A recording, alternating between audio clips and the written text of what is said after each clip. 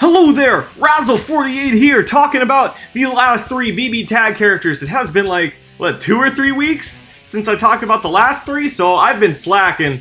I just have not been able to find the time. I was on a trip. But another huge part of it is that I find these 3 characters, and there's a reason I saved these 3 for last, and that would be because they came last in the stream. But in all seriousness, these 3 characters are probably the hardest for me to place in terms of how good they are. So I'm not entirely sure. I know I kind of said that about the new characters, Yumi and Neapolitan, but it's harder for me to gauge these 3 in particular. I've just put a lot of time into thinking about what I want to say, and I can't think of anything real definitive on a conclusion that I want to come to. So here we go anyway. I'm just going to talk about it. So we're going to start with Elizabeth. So Elizabeth. Let's begin, as is always a good place to start, with her normals. Her 5A is really good. That is the circle of cards that she throws out that sucks you in. It has good range and it pulls you in, both of which are really good elements to have in a 5A. It's decently fast. It's not the fastest 5A in the game, but that's to be expected with a 5A that has range like Elizabeth's does. And her auto combo that she can get off of it, it goes into Bufudyne, and you can combo off this Bufudyne in Mind Charge, and we'll get to that in a minute. But overall, Elizabeth's 5A is really good. 5B is her old Persona's 5C, which is another really good button, especially in a game where Personas cannot get push blocked. Elizabeth probably has had, rather, some of the best pressure in Persona 4 Arena using just her Persona and not her. And I think that she's keeping a lot of that in this game. Like, she does have her old 5C as her new 5B, which is a really good button to have.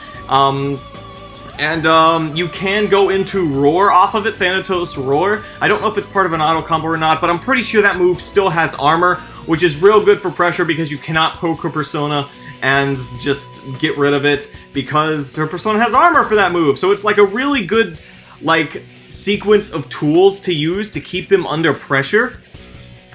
And like I said, like 2 or 3 times now, you cannot reject guard personas in this game. So that is pressure that the opponent kind of just has to hold. So that's really, really good for Elizabeth to have. Let's see, what else? Her anti-air. Her anti-air puts her in the air. It's real good. It's real fast. It doesn't stretch too far into the stratosphere, but it does cover a decent range above her, so that's a solid button. Probably not going to be one of the best in the game, but I definitely say it's real good because of its decent speed. What else does she have that's real notable? So this character has Zeodyne, which is good. I don't think it's as good as Adachi's. I think that it's slightly slower. But Elizabeth has a Mind Charge variant, which we'll get to in a moment, but I'm just talking about the normal version. Now, Zeodyne is definitely a good tool. Any of those full-screen lasers like that are good. We know this from Batista, and we're about to know this from Adachi. Betchuranus me. But Elizabeth Zeodyne is a good solid tool, if not the best. She has Garadyne. Garadyne in this game for Elizabeth, actually, now that I think about it, Yosuke does this too. Yosuke's Garadyne makes her home in on the opponent. It tracks, which is very interesting. I believe it goes faster than in Persona 4 Arena, which also makes sense because they took away her control over it. She cannot control which direction she goes in anymore, and in exchange they gave her that added speed, which is an interesting trade-off. I don't think it matters too much. It might matter for some, like, weird combo routes involving Thanatos when they're a solid distance away. But we'll have to see. Garadyne looks just like a combo tool. Nothing else. I can't see anyone throwing out this move in neutral as it stands. Elizabeth's neutral looks solid with the combined of 5B and Zeodyne and Miragidyne. Elizabeth has Miragidyne as well. So Miragidyne with Elizabeth, it's not nearly as good as it was in Persona 4 Arena. I believe it just pushes them away. It still puts pressure on them for a solid amount of time, and I'm not entirely sure that they can just reject out of it like they can with Yukiko. But it probably can, honestly. It's just use Reject Guard to get out of Miragidyne instantly. But that's a good pressure tool, even if it doesn't draw them towards you for added pressure like it did back in Persona. So a lot of Elizabeth's stuff did get nerfed from Persona, at least from what I've been able to see.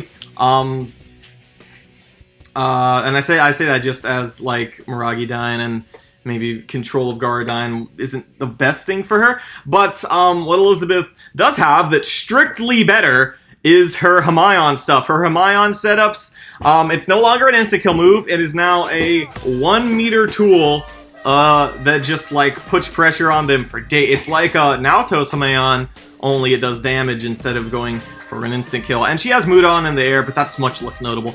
So we've seen insane Hamayon combos already, on top of the fact that this move is insane for pressure as well. And we know that it doesn't trigger unless you're on top of it, so she can set it up and push you into it. She could set it up, and then if you put her under pressure, reject you into it, and then you're getting hit all of a sudden. Like, this move is what's going to put Elizabeth on the map. Like in terms of the higher tiers, not just some mid-tier gimmicky threat. This move alone is going to give Elizabeth presence. It's really scary. So what else does she have? Her 5C, it's not the best. Her 5C actually looks kind of bad. Her DP is brand new. So. So, in Persona 4 Arena, her DP was a command throw. It was a command throw that pushed her a good distance forward, and obviously it's unblockable and had invuln because it was a DP. But the thing is, you could tech, and a lot of Elizabeth players complained about it. I complained about it fighting her because it was effing annoying having a DP that you couldn't block, and then you could obviously just get counter thrown out with it, and then you wouldn't be able to tag because you got counter thrown. But anyway, Elizabeth does not have that anymore. Now her new DP is a counter, and it's like she does this animation with her cards, and she does this cute little animation where she puts you in her book and you fall out of the sky on hit. And people have said her DP is bad, but I've also heard people say that it's better than what it used to be. I don't think so. I think that her old unblockable command throw was definitely better, even if it was techable in neutral off non-counter hit. But if you're an Elizabeth player and you're happier with your counter DP, then more power to you. What else can Elizabeth do? She can heal. I don't think Elizabeth's healing is projectile invulnerable like Yukiko's is. I think that you can kind of just poke her out of it, but it is a lot faster. So you can use it as like in combo, and it does a lot more healing per second as well. So you can kind of just do it if you have an assist like Akatsuki's or like Yang's, for example. One of the best assists in the game that hits them 15 billion times. And so you could just like do something like that and then just heal and then continue hitting them, which and healing is going to be a lot more of a thing that Elizabeth does as opposed to Yukiko, because Elizabeth wants her health low. So let's talk about Mancha. Actually, let's talk about Ghastly Wail just for a moment. She has Ghastly Wail, which is a command grab super where Thanatos just kind of grabs you and throws you in a coffin. This move is scary because she can do it off her 5 BB pressure, so she could like send Thanatos full screen, and you kind of just have to respect it because you can't poke the persona or else you might get roared, and then it's like you're not sure if you need to block because then you may get command grab super. It's a mess. I never liked fighting this character. This character is always a nightmare for me to fight. And now her damage is going to be even more insane because of Hamayon. But let's talk about Mind Charge. So Elizabeth can spend 2 meter to bring her health down to orange, and depending on how much health she loses, she will get anywhere from 1 to 3 meter back. So when you're in Mind Charge, you get a number of buffs. You get a defense buff, and you get a damage buff. I believe you get a damage buff anyway. I'm pretty sure you get the defense buff, but I know for sure that all of her specials are enhanced. So, like, Bufudyne, for example, freezes them, gives you a much bigger window to combo off of it. Garadyne has a lot more hits at the end, and also you can combo off that. So you can do A-auto combo into Garadyne, land A-auto combo again, which is not something you can do if you do not have the Mind Charge variant. currently unlocked. So Elizabeth is going to be needing to heal a lot more than Yukiko because she's going to put herself in low health. Now keep in mind she can do this mid-combo.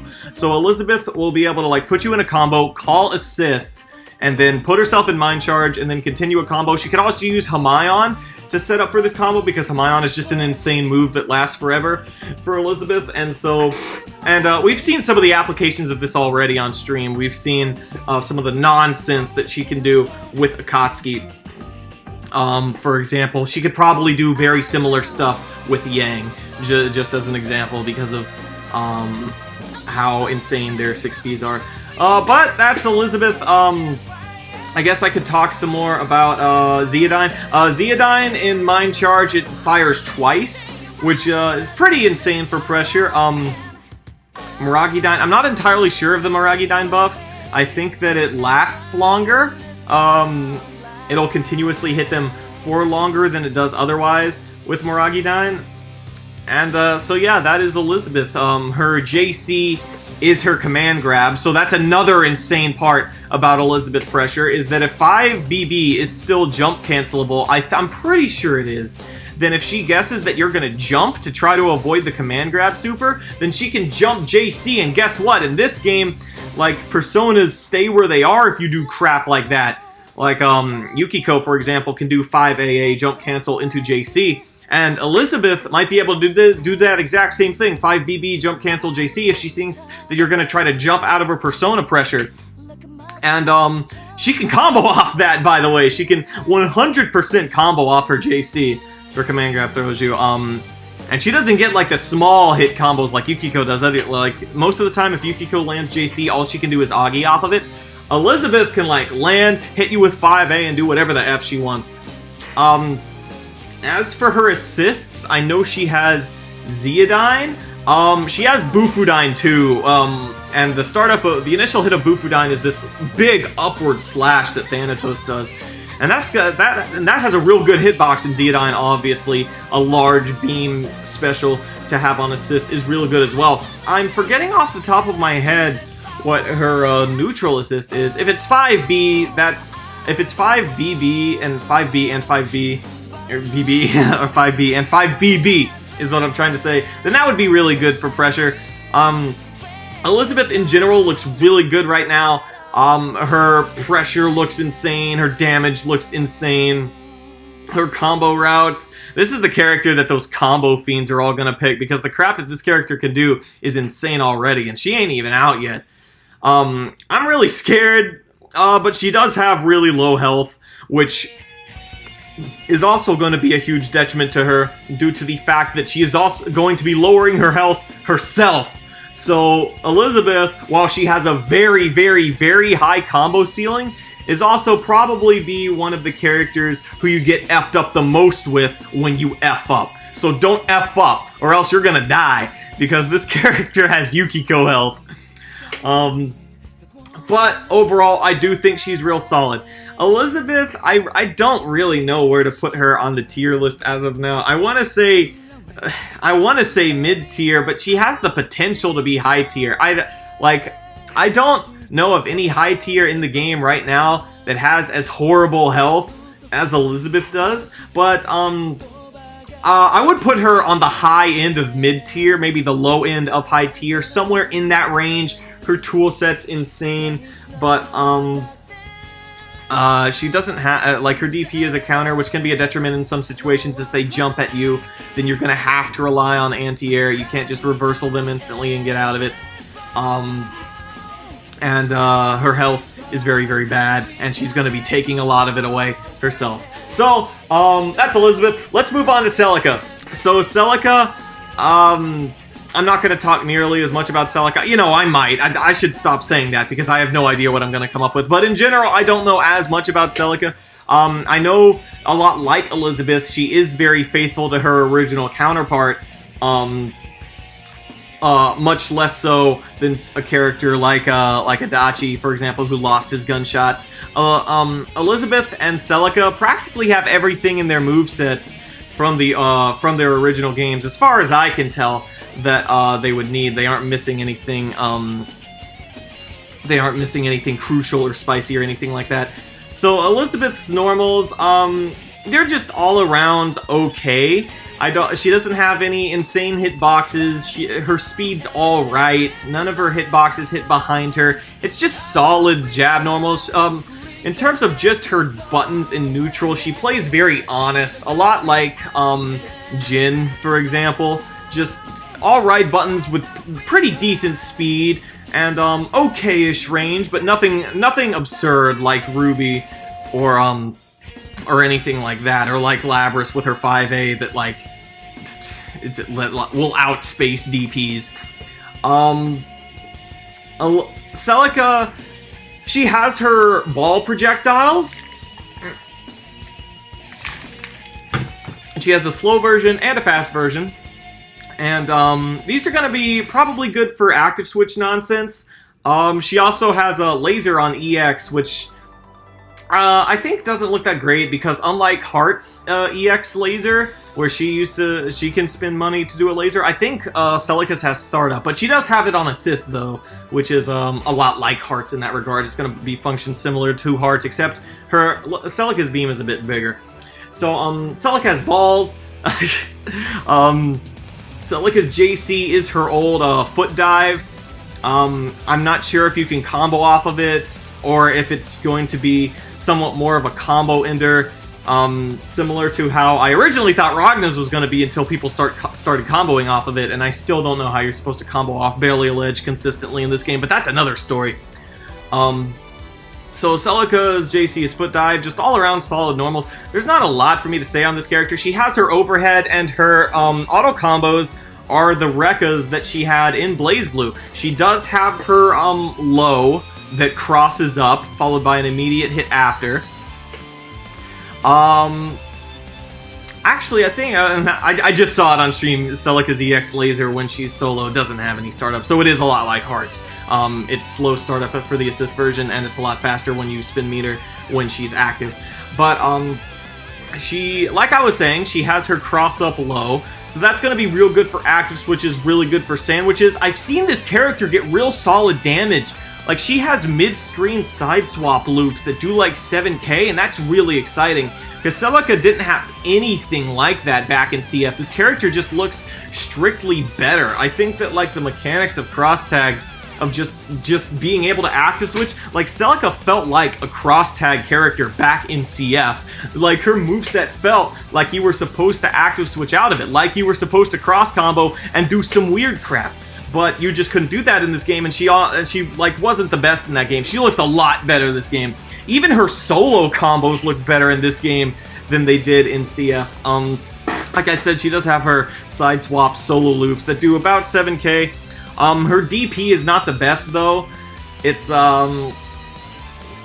it has a little bit of upwards range and a little bit of forward range, but overall it could still get outspaced, and even if you like jump at her, if you maintain yourself at about high jump height, her DP will whiff, so it's not the best DP, but I think this character is going to be an insane mix-up character, insane for sandwiches, insane for that level of stuff. She doesn't really have the neutral along with that stuff, so she's not comparable to Ruby, because Ruby has the best of both worlds, or the best of all the worlds, if you will.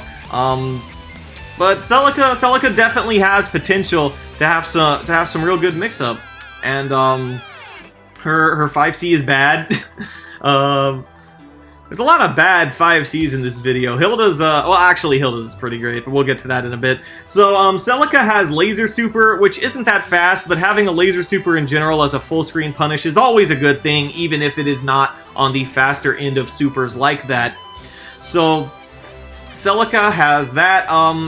She also has her old cinematic super, where she charges at you with Minerva, and it does that slash animation if you get hit. I've seen people fall out of combos where she tries to do that, so the hitbox may not be as lenient as it used to be, because I used to hit everyone with that thing back when I dabbled with her in CF. So, Celica, her supers are alright. Like, they both have really good range. Ain't no one gonna dispute that. So, they're gonna be good for punishes, and her Laser Super doesn't do the best damage. It has some of the worst damage I've seen on a Laser Super. Narukami's does more, Batista's does more.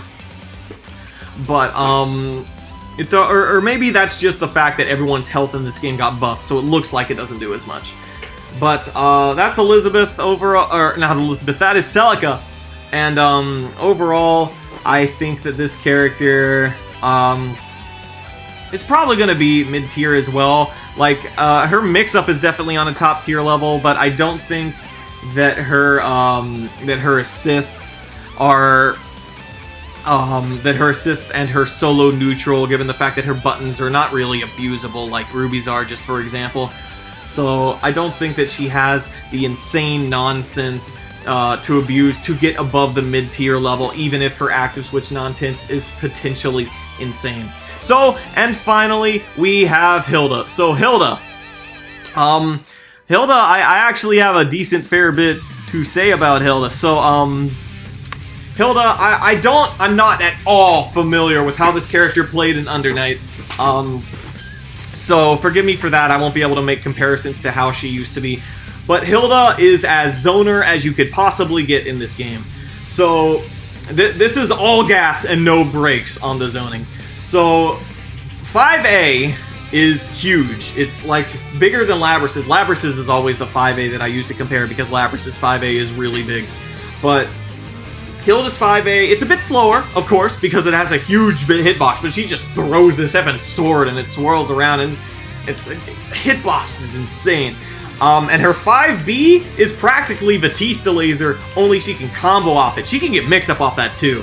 Like, her 5B, like, I swear it's just strictly better than News. It goes full screen, it's faster, It hits at a higher height, it has more coverage, and she can get better mix-up off of it. She can do overheads, she can do lows. I think she has to spin meter, though, so that kind of sucks. But she definitely has the full-screen mix-up that, like, New wishes she had, that Yukiko wishes she had. Who's the other zoner in this game? Batista? I think Batista's a better zoner than Hilda, but we'll get to that in a minute. So... Hilda, her 2A, I believe, is like this huge arrow that just pokes at your feet, and her anti-air is the same thing except poking up. And these are huge buttons. They have huge hitboxes for both in terms of for an anti-air and for a 2A. And you'll notice that everything in Hilda's moveset is actually bloody huge. And that is actually, and while that does make her zoning the best in the game, it does, at least in my opinion, I definitely think Hilda's zoning is going to be the best in the game. It puts her at a huge detriment of having absolutely nothing to do when you're in her face. This is going to be the most reject guard reliant character in the whole cast. She has no low jab, she has no mid jab, she has no poke, she has none of that. And her DP, it covers half the screen. If you've seen Hilda's DP, it like stretches beyond double jump height and it covers half the screen, but it does have a fair bit of startup. So she can't even press that to get you off of you if you're in her face, because you can't actually react and block it if you're doing some real tight pressure with jabs or something like that. So while she is probably the most comfortable in the cast at full screen, she's going to be needing reject guard every single time you get in her face. Like, New's DP is better, even Yukiko's DP is better. For that situation, Yukiko's DP is definitely not better overall. And Batista is just better in a lot of ways, because Batista has a good DP, it has a faster DP while also hitting at double jump height, and Batista has really good jabs and pokes to help get you off of her. And Batista's sort of viability, or rather, not viability, what's the word I'm looking for?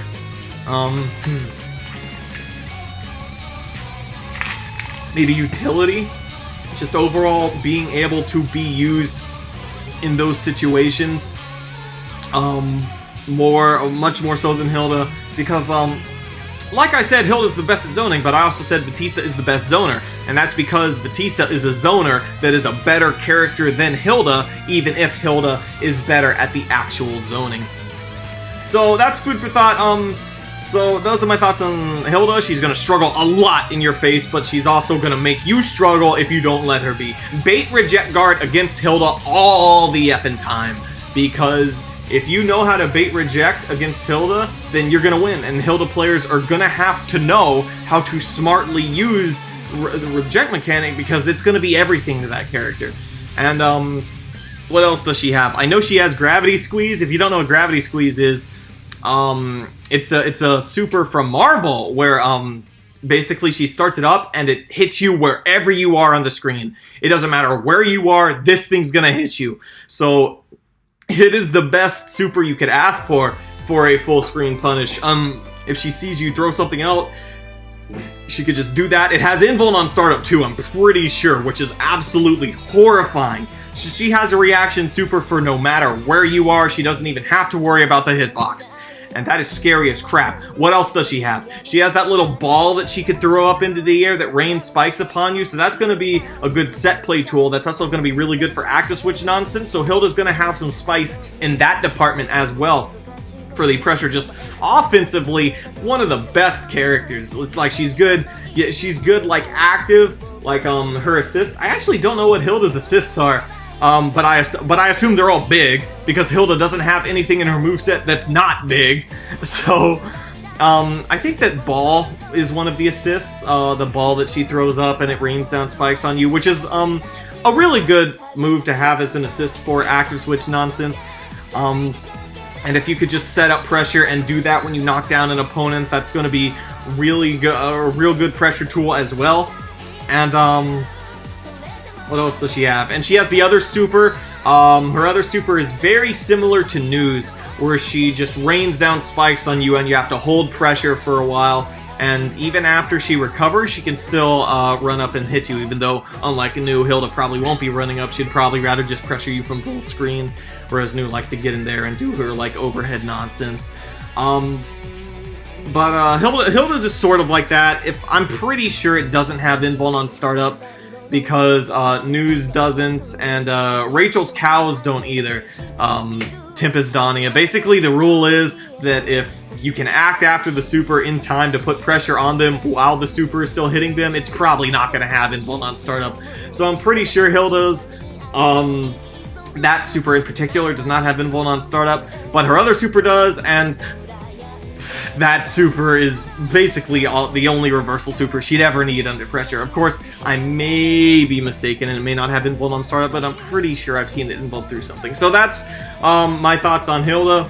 I'll also place Hilda at a solid mid-tier.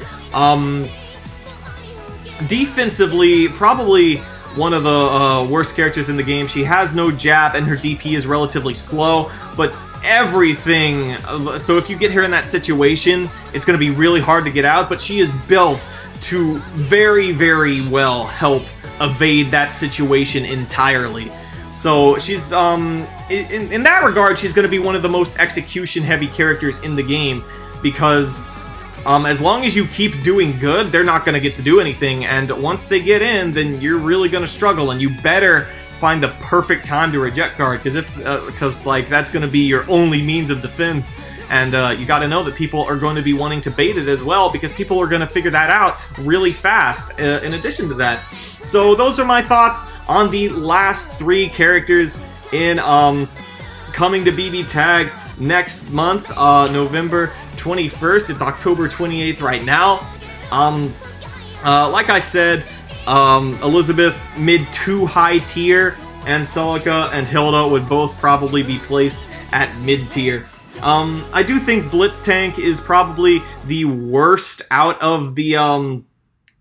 I did read everyone's comments in regards to Susanoo, and apparently Susanoo is effing insane. Apparently you can't reject Grand Viper until the last hit or something, and the character just has like all this bull crap that I didn't even factor in, which, man, once I got to fighting Susanoo, he was a lot better than I thought he was going to be when I initially fought him as well. And I really don't want this character to be absurd in another game. But anyway, I would definitely move Susanoo up to mid or high tier after reading all of that. And thank you all for leaving your feedback in the comments and telling me stuff that I missed, because I'm not like trying to be a scholar and doing extensive research on this just to make these videos. Like y'all telling me what you have noticed and realized helps me out a lot, and helps me just have more knowledge to help inform and talk about this stuff to y'all in the future. But I said all that mainly because I want to say that I do think that either Yumi or Katsuki is going to be the best character in the pack. Even after that stuff I read about Susanoo, I wouldn't place him above the insane stuff that Yumi and Akatsuki seem to have. So Yumi and Akatsuki at the very top, Blitztank towards the bottom, Susanoo also at the top, and possibly followed by Elizabeth, everyone else sprinkled around in the middle. Neo might also be top as well. But tell me what you think in the comments. Thank you all for watching. I have an idea for a couple more videos that I may get out before the patch drops. I know that y'all have never actually seen me play the game, so maybe I'll make a video of me actually playing some games in the future. Tell me if you'd want that, I guess. So for now, until next time, this is Razzle48 saying goodbye, and I will see you next time.